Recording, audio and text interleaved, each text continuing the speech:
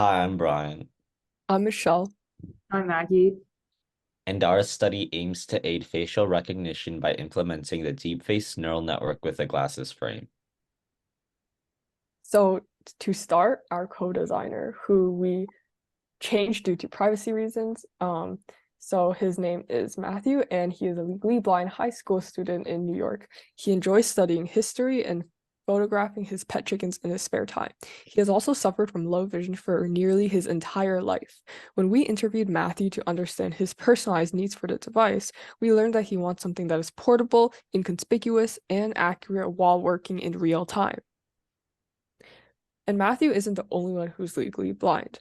In fact, NIH reported that over 1 million people in the US are legally blind or worse.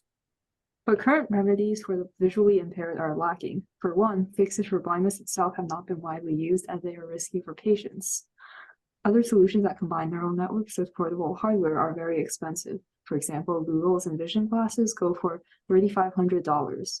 While it has other features such as GPS, we just wanted to create a more affordable device. Neural networks are an important element of current solutions, rapidly and accurately achieving computational tasks. They simulate the human brain, meaning they can perform complex tasks like object detection at a real-time speed. And DeepFace is one of the most performant and lightweight open source object detection libraries specifically developed for facial recognition. For this reason, we adapted one of its models, VGG Face, for our own use in engineering an apparatus for facial recognition assistance. So our objective was to assemble a face data set and train it on DeepFace and then construct the wearable affordable device. But how did we get to this point? Well, for our white and orange gate reviews, we actually initially wanted to create a device for crosswalk navigation, but we had to change directions because this would be too dangerous to test. Furthermore, up until the blue and brown gate reviews, we were going to make a glasses-like device instead. However, this is neither stable nor inconspicuous, so we switched to a design that resembles more of a hat. So let's take a look at how the DeepFace program works. So here we have a video that is passed through the model, which you'll see right here. Just here, as the model processes this video, it picks up each of our faces and accordingly informs the user of our names through audio playback. Here. As you can also see, the model runs at a relatively fast frame rate and has a satisfactory accuracy for the amount of data we put several images of ourselves for the model to learn from. Even though the model sometimes makes mistakes, the amount of data that we have currently only suggests that the performance will immensely improve once more photographs are used. We think that the user with the apparatus will gain a lot from this program.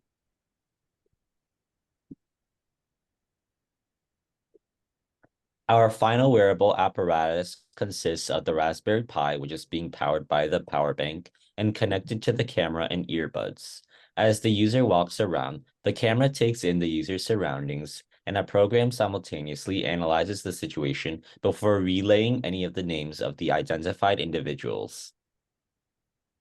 To test the device, we invited Matthew, like you saw in the video, to wear it at school and fill out an evaluation form. We used questions from previous research studies to collect Matthew's ratings of the device across different parameters, which are shown on screen. And it appears that generally, he thought the device was easy to use and provided consistent feedback, but it was complicated to set up and limited due to only a few faces being in the dataset. So looking back, we acknowledge that our current data set is limited because it only trained on 3 of our faces as well as our coach.